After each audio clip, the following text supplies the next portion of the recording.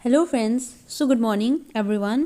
आज हम Indian legal system के आज हम लोग इंडियन लीगल सिस्टम के एक इम्पॉर्टेंट और फाउंडेशनल टॉपिक को डिस्कस करने जा रहे हैं, जिसे हम लोग बोलते हैं सोर्सेज ऑफ हिंदू लॉ। तो हिंदू लॉ को कोई सडनली बना हुआ लॉ नहीं है। यहाँ पर thousands of year, millions of years लग गए थे एक हिस्ट्री को फ्रेम होने की, ट्रेडिशंस और बिलीफ सिस्टम के बेसिस पे धीरे धीरे जो कस्टम्स और जो चीज़ें चलती आई थी, सोशल प्रैक्टिसेस का रिजल्ट है जो आज हम लोग हिंदू लॉ के सोर्सेस के फॉर्म में पढ़ते हैं। इसकी जर्नी वैदिक पीरियड से स्टार्ट हुई थी, और जहाँ पर श्रुति, स्मृति जैसे सोर्सेज ने इसका बेस बनाया। फिर टाइम के साथ साथ जैसे कस्टम्स डेवलप हुए, यूसेजेस डेवलप हुए, उसने एज जैसे हमारी सोसाइटी चेंज हुई वैसे वैसे हम लोग ने लॉ को भी रिफॉर्म किया और उसको as per the requirements of the present generation इसे हमने चेंज किया। जब हम ये पूछते हैं कि हिंदू लॉ की अथॉरिटी आती कहाँ से है या किस बेसिस पर कोई रूल हिंदू लॉ के पार्ट में माना जाता है, तो इसका आंसर हमें कहाँ से मिलता है? इसका आंसर हमें मिलता है सोर्सेज ऑफ हिंदू लॉ के। तो बेसिकली दो इंपॉर्टेंट सोर्सेज होते हैं। पहला हमारा एंशिएंट सोर्सेज होते हैं, जिसमें आता है श्रुति, स्मृति और जो पुरानी कस्टम्स या प्रथा चलती आ रही है। और नेक्स्ट हमारा होता है मॉडर्न सोर्सेज, जो कि जो कि लेजिस्लेशन, जो हमारे पार्लियामेंट या फिर जुडिशरी के द्वारा जो डिसीजन दिए जाते हैं, वो भी हमारे सोर्सेज ऑफ हिंदू लॉ में आते हैं। तो चलिए आज का लेक्चर स्टार्ट करते हैं। तो सबसे पहले देखिए, इसका क्लासिफिकेशन हमारा फर्स्ट हुआ है एंशिएंट सोर्सेज में श्रुति और स्मृति। आती है इसका फर्दर कैटेगराइजेशन डिफरेंट वेज में हुआ है, like digest and commentaries, customs. और जो मॉडर्न सोर्सेज है वो हमारा judicial decision, legislation, equity, justice and good conscience. तो ये बहुत ही आजकल जहाँ पर भी मॉडर्न सोर्सेज फेल कर जाते हैं, जैसे कि जुडिशियल डिसीजंस और लेजिस्लेशन दोनों चीज़ फेल हो जाती, वहाँ पर हमारा equity, justice and good conscience, जो कि लॉ का एक इम्पॉर्टेंट प्रिंसिपल माना जाता है, उसके बेसिस पे डिसीजन दिया जाता है। तो चलिए आज का वीडियो स्टार्ट करते हैं। सबसे पहले हमारा आता है श्रुति। श्रुति का मतलब होता है जो चीज़ें सुनी जाए, ठीक है। जो श्रुति का जो वर्ड है वो श्रु का वर्ड से ओरिजिन है, जिसका मतलब होता है सुनना।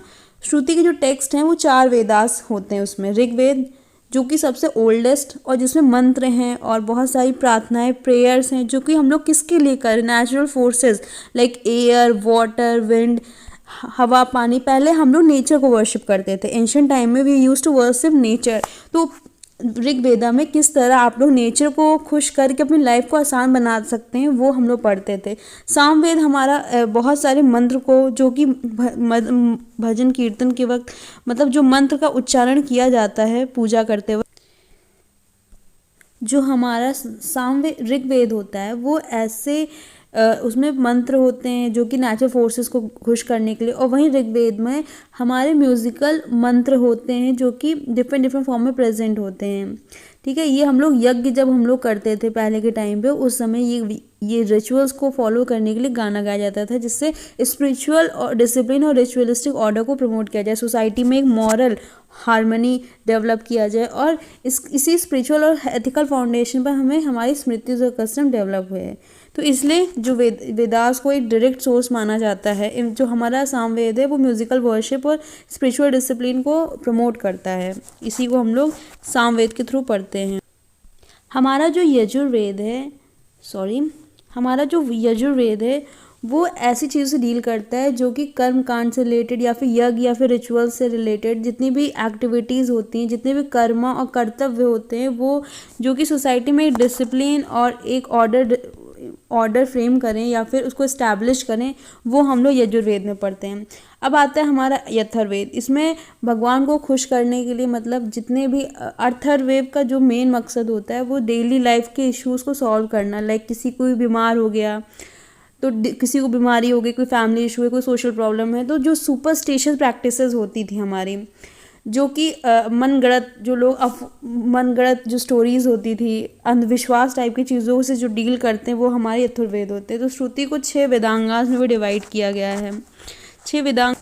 तो वेदांगास को समझने का जो सबसे आसान तरीका है, जैसे कि हम लोग देखिए, इसको समझने का सबसे आसान तरीका है कि जैसे बॉडी के जो अंग होते हैं, जो पार्ट्स होते हैं, वो बॉडी को कंप्लीट करते हैं, वैसे जो वेदांगास होते हैं वो वेदास को समझने के लिए, उसको इंटरप्रेट करने के लिए और अप्लाई करने के लिए हेल्प करते हैं। तो सबसे इम्पॉर्टेंट जो वेदांगास है वो शिक्षा है। शिक्षा का मतलब होता है फेनेटिक्स, जितने प्रोनाउंसिएशन से रिलेटेड और साउंड सिस्टम से रिलेटेड चीज़ें होती हैं, मंत्रों कैसे करेक्ट उच्चारण करना है, गलत प्रोनाउंसिएशन से मीनिंग चेंज हो सकता है, तो ये सब हम लोग शिक्षा में पढ़ते हैं। फिर दूसरा हमारा होता है कल्प। कल्प मतलब होता है यज्ञ, रिचुअल्स और सेरेमनीज की प्रॉपर मेथड, कि किस तरह हम लोग अपनी जितनी भी एक्टिविटीज़ रिलेटेड टू वेदास को प्रैक्टिस करेंगे। वो लॉ के लिए क्लियर इंटरप्रिटेशन ज़रूरी है। तो व्याकरण हमारा बात करता है कि संस्कृत लैंग्वेज के रूल्स, शब्दों को एग्जैक्ट मीनिंग और स्ट्रक्चर लॉ के लिए क्लियर। पहले अगर हम लोगों को किताबें पढ़नी वेदास रिलेटेड, तो उसको कैसे पढ़ना है, वो मैथडोलॉजी जो प्रोवाइड करता है वो हमारा वेदांगास होता है। अब हमारा जो छंद होता है, वो मंत्रों का जो रिदम होता है, पोएटिक स्ट्रक्चर होता है, वो करेक्ट रेसिटेशन और मेमोराइजेशन में हेल्प करता है। और ज्योतिष हमारा टाइम को कैलकुलेशंस में हेल्प करता है कि कैसे रिचुअल्स को प्रॉपर टाइम को कैसे लूनर, और जो आज हमारा यहाँ कैलेंडर सिस्टम फ्रेम होता है, वो वो उसी के थ्रू होता है ज्योतिष, जो कि टाइम कैलकुलेशन में हेल्प करता है। निरुक्ता हमारा जो वैदिक टाइम की जो डिक्शनरी होती है, तो उसको हम लोग निरुक्ता बोलते हैं। अब हम लोग पढ़ने वाले उपनिषद के बारे में, जिसे हम लोग वेदांता भी कहते हैं। उपनिषद को दूसरा नाम वेदांता भी है। तो उपनिषद वेदास का जो फिलोसॉफिकल और कंक्लूडिंग पार्ट होता है, कि वेदांत मतलब वेदास का जो हमारा अंत होता है। जैसे वेद का मतलब होता है नॉलेज और अंत मतलब एंड, तो फोकस रिचुअल ज़्यादा ज्ञान पर होता है। जैसे कि इसमें कुछ कोर कॉन्सेप्ट होते हैं। सबसे पहले जो कोर कॉन्सेप्ट होता है वो होता है आत्मा। आत्मा मतलब एक इंडिविजुअल की जो सोल होती है। ब्राह्मण सुप्रीम रियलिटी का कॉन्सेप्ट। टीचिंग थ्रू गुरु शिष्य। उपनिषद मतलब एक उपदेश देना, वो एक ज्ञान देना, इस टाइप का। और हमारा सेल्फ रियलाइजेशन का कॉन्सेप्ट और मोक्ष का कॉन्सेप्ट उपनिषद में डेवलप किया गया है। अब देखिए, उपनिषद एक कलेक्शन है एंशिएंट संस्कृत टेक्स्ट का हिंदुइज्म में, जो कि कंक्लूडिंग पार्ट होते हैं वेदास के, जिनको हम लोग वेदांता भी बोलते हैं। वो फाउंडेशन है हिंदू फिलॉसफी का, थियोलॉजी का, जो कि स्पिरिचुअल और फिलॉसफी कंसेप्ट लाइक ब्रह्मा, हर ब्रह्मांड, अल्टीमेट रियलिटी, आत्मा, मोक्ष, इन सब कॉन्सेप्ट वेस हैं। जो हमारा वर्ड उपनिषद है, वो setting at the feet of और setting down near, reflecting the किस तरह, मतलब जो पहले के टाइम पे जैसे गुरु शिष्य उपदेश दे के एक दूसरे से ज्ञान का ट्रांसफर करते हैं, मतलब transmission of knowledge through the method of उपदेश। उपनिषद उसको वेदांता भी बोलते हैं। The name comes from two Sanskrit words which means knowledge and ant. The term Upanishad sitting nearby devotedly, there are 108 number. For instance, कथा उपनिषद and Mundaka उपनिषद, दो important उपनिषद हैं, कथा and Mundka उपनिषद। तो उपनिषद मतलब जो वेदास का जो एंड होता है, ठीक है। So Vedas what to do, Vedas हमारा बात करते, वेद हमारे बात करते हैं कि क्या करना चाहिए, रिचुअल्स क्या क्या फॉलो करनी चाहिए। उपनिषद हमें बताते हैं कि वाई, क्यों करना चाहिए और किस तरह सही से जीवन जीना चाहिए। तो ये हमारा उपनिषद का कॉन्सेप्ट होता है। अब स्मृतिज दो प्रकार की होती हैं। स्मृतिज, पहला धर्मसूत्रास और धर्मशास्त्रास। धर्मशास्त्रास और धर्मसूत्रास का मतलब, स्मृति का जो लिटरल मीनिंग होता है वो होता है जो याद रखा गया हो, मतलब जो चीज़ें हमारे गुरु ने उपदेश दिया अपने शिष्यों को, उसको जो चीज़ें वो लोग याद कर पाए, उनके जो शिष्य थे उन्होंने उसको याद करके प्रैक्टिकल रूल्स ऑफ लाइफ बनाए, और यही प्रैक्टिकल ऑफ लाइफ हमारे स्मृतिज होती हैं। स्मृतिज दो प्रकार की होती हैं, एक धर्मसूत्रास जो कि प्रोज स्टाइल में होती हैं, और एक पोएटिक स्टाइल में गा के उस टाइप का। तो इसमें क्या होता है, हमारे धर्मसूत्रास में ये शॉर्ट स्टेटमेंट होते हैं जो कि ब्रॉड और जनरल प्रिंसिपल का जस्टिस प्रोवाइड करने के लिए बोले जाते हैं। तो फिर प्रोमिनेंट धर्मसूत्रास, जैसे कि धर्मसूत्र गौतम का, धर्मसूत्र ऑफ विष्णु। अब चलिए समझते इसके टाइप के बारे में। तो धर्मसूत्रास शास्त्रा जो पोट्री स्टाइल में होती हैं। तो सबसे इम्पॉर्टेंट है, देखिए मेन जो स्मृतिज है वो हमारी, जैसे मनुस्मृति, याज्ञवल्क्य स्मृतिज, नारद स्मृति, पराशर स्मृति, बृहस्पति स्मृति। तो इसको चलिए सेपरेटली पढ़ते हैं। तो ये एथिकल कंडक्ट बताती है, कैसे प्रॉपर्टी का डिस्ट्रीब्यूशन होगा, कैसे मैरिज का कॉन्सेप्ट समझाती है। तो इसमें सब में स्मृतिज में एक्सप्लेन किया गया है। तो मनुस्मृति हमारा जो सबसे एंशिएंट और ऑथोरेटिव सोर्स ऑफ लॉ है, जिसमें सोशल ड्यूटीज़ के बारे में बताया गया, फैमिली लॉ के बारे में बताया गया, इनहेरिटेंस के बारे में बताया गया और पनिशमेंट के बारे में बताया गया है। तो मनुस्मृति के कॉन्सेप्ट को कोर्ट ने लॉन्ग टर्म के लिए फॉलो नहीं किया। उसके बाद हमारा आता है याज्ञवल्क्य स्मृति। याज्ञवल्क्य स्मृति मोर सिस्टमैटिक और लिबरल है। इसमें प्रॉपर्टी, इनहेरिटेंस और वुमेन राइट पर क्लैरिटी और कोर्ट्स के लिए ज़्यादा प्रैक्टिकल है हमारा याज्ञवल्क्य स्मृति। फिर नारद स्मृति जो कि बात करती है जुडिशियल प्रोसीजर पर फोकस करती है कि किस तरह कोर्ट, जजेस और एविडेंस, कॉन्ट्रैक्ट, सारी चीज़ें कैसे प्रोसेस होगा, कोर्ट कैसे वर्क करेगी, ये हमें नारद स्मृति में पता चलता है। अब देखिए स्मृति का सबसे इम्पोर्टेंट हमारी है पराशर स्मृति है, जो कि आज के टाइम पे कलयुग के लिए सबसे सुटेबल माना जाता है, जो कि सोशल कंडक्ट और ड्यूटीज़ के बारे में बात करती है। और बृहस्पति स्मृति जो कि बात करती है हमारा जो बृहस्पति स्मृति है वो कोर्ट के प्रोसीजर और जज के ड्यूटी से एक्सप्लेन करती है, एविडेंस विटनेस और प्रूफ पर एम्फेसिस करती है, कॉन्ट्रैक्ट लोन्स डेप्ट और प्रॉपर्टी डिस्प्यूट को कवर करती है, रिचुअल ज़्यादा प्रैक्टिकल जस्टिस पर फोकस करती है। तो इसी के थ्रू हमारा ये सब मिलके एक सोर्स ऑफ लॉ बनता है, जो कि हमें हेल्प करता है मॉडर्न टाइम में लॉ को कंडक्ट करने के लिए। तो सबसे थर्ड हमारा होता है डाइजेस्ट एंड कमेंट्रीज।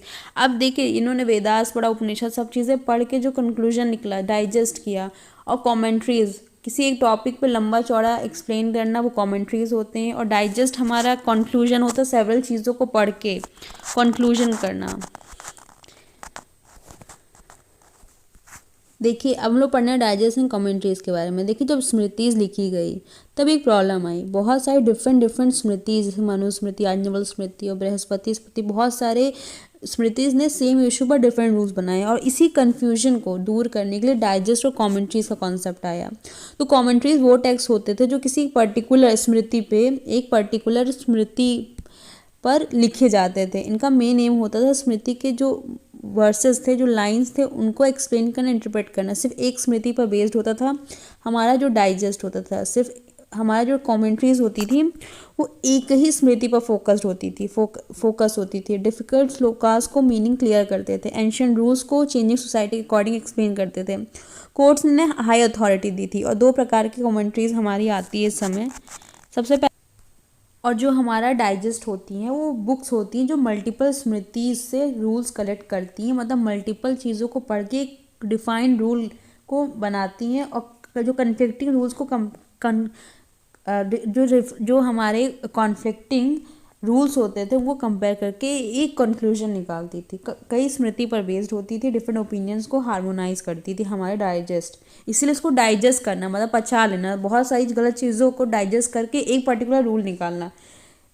तो इसी को हम लोग डाइजेस्ट और कमेंट्रीज हमारे एक मॉडर्न सोर्स ऑफ बनते हैं, किस तरह ये हमें हेल्प करते हैं। अब देखिए इसमें लिखा है कि commentaries and digest have played an important part and have an effect superseded the smritis in a large major.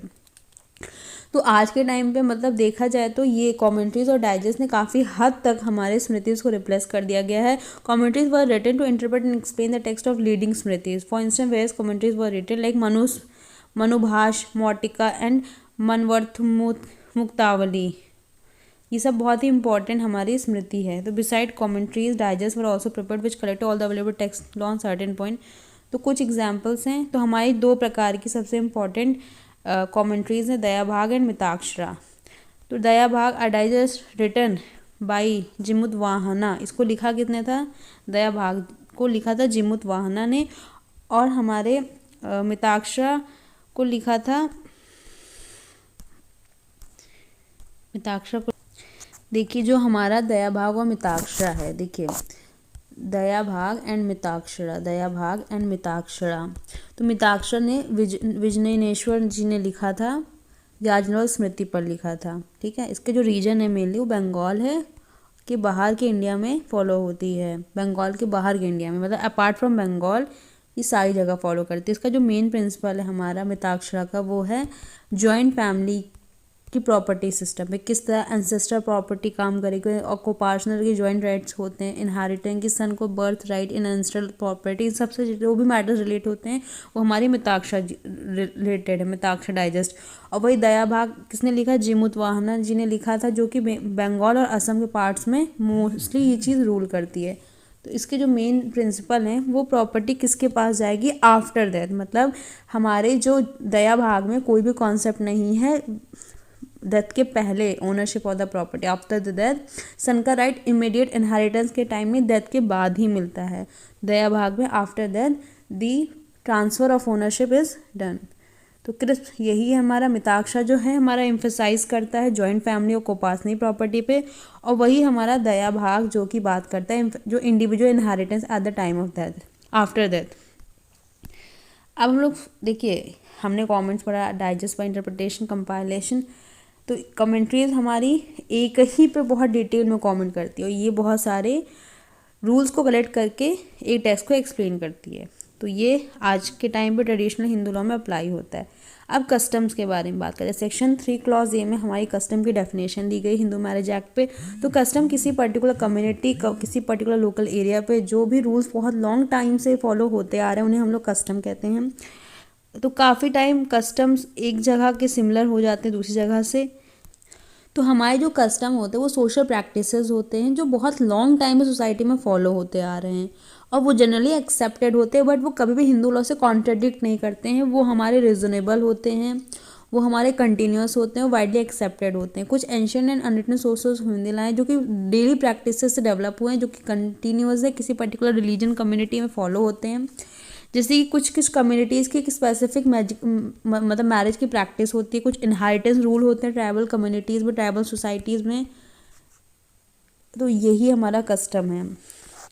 Next हम लोग पढ़ते हैं एसेंशियल क्या क्या होने चाहिए। कस्टम के सबसे इम्पोर्टेंट एसेंशियल है कि वो पुराना होना चाहिए, सर्टेन होना चाहिए। सर्टेन मतलब बहुत टाइम से फॉलो होता आना चाहिए। वो एक एविडेंस पे बेस्ड होना चाहिए, अनएम्बिगुअस नहीं होना चाहिए। गलत, जैसे सती प्रथा है वो बहुत टाइम से चलती आ रही, जरूरी नहीं जो भी चीज़ें बहुत लॉन्ग टर्म से फॉलो होती जा रही वो सही भी है। अब जैसे कि आप फॉर एग्जांपल इंटर रिलीजन और inter caste marriages which is often against, but today it's completely valid, people are doing it and they are following it very well। तो इस तरह चीज़ें जो ज़रूरी नहीं जो चीज़ें चलती आ रही वो हमेशा सही हो। जैसे सती प्रथा थी वो आज लोग इसको फॉलो नहीं करते हैं। तो यही है हमारा कॉन्सेप्ट, रिजनेबल हो, वो हमारे इक्वलिटी और जस्टिस के प्रिंसिपल के कॉन्ट्रडिक्ट ना हो, मोरालिटी और पब्लिक पॉलिसी के विरुद्ध ना हो, और कोई भी लेजिस्लेचर के प्रिंसिपल के अपोजिशन पे ना हो। तो कुछ टाइप ऑफ कस्टम्स देखिए। सबसे पहले हमारा लोकल लेवल पे जो कस्टम्स होते हैं किसी पर्टिकुलर कम्युनिटी पे चलते आ रहे हैं, जो कि किसी पर्टिकुलर एरिया पे फॉलो होते हैं। फिर लास्ट कस्टम कास्ट सेक्ट और कम्युनिटी का कुछ कस्टम होता है, लाइक जैन कम्युनिटी का एक अलग कस्टम है, बुद्धिस्ट कम्युनिटी का एक अलग कस्टम है, और कुछ फैमिली के अपने ट्रेडिशंस होते हैं कि हमारी फैमिली में ये चीज़ें फॉलो होती हैं। तो ये पर्टिकुलर कम्युनिटीज़ के टाइप ऑफ कस्टम्स हो गए। अब मॉडर्न सोर्सेज है हमारा लेजिस्लेशन, एक इम्पॉर्टेंट मॉडर्न सोर्स माना जाता है हिंदू मैरिज एक्ट का।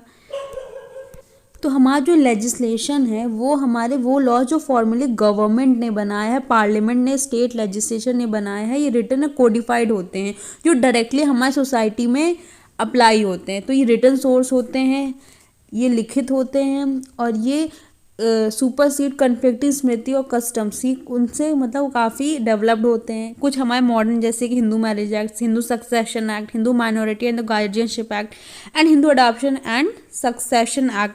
तो ये सब हमारे किस में आते हैं, ये हमारे आते हैं लेजिस्लेशन में। तो सैलमन ने डिफाइन किया है लेजिस्लेशन एक द प्रोसेस है लॉ मेकिंग का by competent and able authority. हमारी जो स्टेट लेजिस्लेचर है या फिर हमारी जो सेंट्रल गवर्नमेंट है या फिर हमारी जो जुडिशरी है, ये सब जो लॉज बनाती हैं, जो लॉज फ्रेम करती है, वो हमारा मॉडर्न सोर्सेज में आता है। ठीक है, they have larger reform and altered and supplemented the old Hindu law. तो कहीं ना कहीं ये जो हमारे पुराने हिंदू लॉ जो स्मृतिज, कॉमेंट्रीज, डाइजेस्ट से हो के जो कंक्लूजन निकला था उससे काफ़ी हद तक ये रिफॉर्म किया है ताकि पूरे कंट्री में थ्रू आउट एक यूनिफॉर्मिटी लाए। एक 1944 में एक हिंदू लॉ कमेटी वो made under the chairmanship of sir Benegal Narsingh Roy. तो इस कम्युनिटी का एक यूनिफॉर्मिटी लाने का एक इम्पॉर्टेंट मकसद था। नेक्स्ट हमारा है जुडिशियल डिसीजंस पे। देखिए कुछ ना कुछ, जैसे सुप्रीम कोर्ट ने कोई डिसीजन लिया जो कि अदर इसके सबऑर्डिनेट जो कोर्ट होगी, like district court, like high court, उसको उन डिसीजंस पे मानना पड़ेगा in case of similar cases in the future time. Future में उस तरह के कोई भी केसेस में the lower court is the obliged to follow that. तो यही हमारा जुडिशियल डिसीजन, जिसे हम लोग प्रेसिडेंट भी बोलते हैं, मतलब पहले से जो डिसीजन दे दिया गया है तो लोअर अथॉरिटीज़ आर ओबिलाइज्ड और are they have to follow it. Article 141 हमारे इंडियन कॉन्स्टिट्यूशन का वो प्रोवाइड करता है कि जो सुप्रीम कोर्ट जो डिसीजन होंगे सुप्रीम कोर्ट के, वो ऑल सबऑर्डिनेट कोर्ट को फॉलो करना पड़ेगा इंडिया के टेरिटरी में। This means that whenever the supreme court delivers judgement, its interpretation of the law must be followed by all lower courts ensuring uniformity in the application. तो इसके application में uniformity लाने के लिए सभी lower courts को उसको follow करना पड़ेगा। एक इम्पॉर्टेंट केस लॉ है हमारा लोहार अमृतलाल नगजी वर्सेस दोषी जयंती लाल 1960। तो हमारे इस केस लॉ में जो हमारे लोहार अमृतलाल नागजी वर्सेस जयंती लाल दोषी के केस में जिस बारे में बात किया गया था वो था जुडिशियल प्रोनाउंसमेंट के बारे में, कि जो भी डिसीज़न कोई भी कोर्ट, चाहे वो जजमेंट के फॉर्म में, चाहे कोई भी कोर्ट कोई भी डिसीजन, चाहे वो जजमेंट के फॉर्म में या फिर ऑर्डर के फॉर्म में या फिर डिक्री के फॉर्म में, जो कि फॉर्मल एक्सप्रेशन होता है, उसके थ्रू जो भी डिसीजन लेते हैं उसको एज अ हम लोग वो बाइंडिंग पार्टीज़ पे होता है, मतलब वो हाई कोर्ट पे बाइंडिंग होता है। जैसे कि हमारा जो राइट टू प्राइवेसी है आर्टिकल 21 एक फंडामेंटल राइट है जो कि जुडिशियल प्रोनाउंसमेंट है, तो ये एक इंपॉर्टेंट दोनों केस लॉ है। जैसे कि हमारा सेक्शन 9 होता है जो restitution of the conjugal right, हमारे मतलब जैसे कोर्ट किसी को भी ऑर्डर कर सकती है कि वो कोहिबिशन को स्टार्ट करे अपने अपोजिट पार्टनर से, उसका ऑर्डर भी एक इम्पॉर्टेंट वो माना जाएगा, एक लॉ माना जाएगा जो कि फॉलो करना पड़ेगा कोर्ट को, चाहे वो सबऑर्डिनेट कोर्ट हो चाहे वो अपर कोर्ट हो, मतलब अपर कोर्ट नहीं सिर्फ सबऑर्डिनेट कोर्ट। अब हमारा justice equity and good concern जो कि एक इम्पॉर्टेंट प्रिंसिपल होता है हमारा, एक इक्वल ट्रीटमेंट देना चाहिए। एक सेकेंड, जो हमारा justice equity and good concern ये एक लीगल मैक्सिम है जो कि कोर्ट फॉलो करता है जब कोई भी स्टैट्यूटरी लॉ या कोडिफाइड रूल नहीं मिलता, ताकि तब फेयर और रिजनेबल डिसीजन के लिए हम लोग इस प्रिंसिपल का यूज़ करते हैं। तो देखिए, जस्टिस का मतलब होता है न्याय, न्याय मतलब फेयरनेस, इम्पार्शियलिटी, किसी के साथ भेदभाव नहीं होगा, दोनों पार्टीज़ के राइट्स एंड ड्यूटीज़ को बैलेंस करना पड़ेगा। जैसे कि फॉर एग्जाम्पल हम लोग देखते हैं कि अगर दोनों पार्टीज इक्वली रिस्पॉन्सिबल है तो जो हमारी कोर्ट होगी वो दोनों को लाइबल इक्वलिटी ठहराएगी। नेक्स्ट हमारा है इक्विटी। इक्विटी का मतलब होता है समानता मतलब avoiding harshness of strict law. जब लॉ का कोई लिटरल एप्लीकेशन अनफेयर हो, कोर्ट इक्विटेबल रिलीफ देती है। अगर कॉन्ट्रैक्ट लिटरली इन्फोर्स करना अनफेयर हो तो कोर्ट इक्विटेबल एडजस्टमेंट कर देती है, उसी के बराबर इक्विटेबल एडजस्टमेंट कर देती है। अब हमारा गुड कंसेंस का मतलब होता है कि शुद्ध मन और ऑनेस्टी, एथिक्स और मोरालिटी के प्रिंसिपल पर डिसीजन देना। अगर एक पार्टी जानबूझकर फ्रॉड कर रही है तो कोर्ट गुड कंसेंस के बेसिस पर उसको फेवर नहीं करेगा। तो इस जैसे कि हिंदू लॉ पे इक्विटी एक इम्पॉर्टेंट रोल प्ले करता है। तो इसी के साथ हम लोग एक बार रीडिंग कर लेते हैं। इक्विटेबल ट्रीटमेंट होता है जुडिशियल सिस्टम में आज के टाइम में हम लोग यूज़ करते हैं, जो कि भेदभाव को मेंटेन मतलब अवॉइड करता है। तो इक्वली इन सब प्रिंसिपल पे बेसिस है। तो जो भी हमारे ऑलरेडी प्रेजेंट हमारे लॉज होते हैं उसी के बेसिस पे कोर्ट चाहती है कि फेयर डिसीजन हो और सबको जस्टिस प्रोवाइड की जाए, वो फेयरनेस हो, किसी को ज़्यादा सज़ा नहीं किसी कम सज़ा नहीं, और मॉरल राइटनेस के प्रिंसिपल बेस्ड होता है।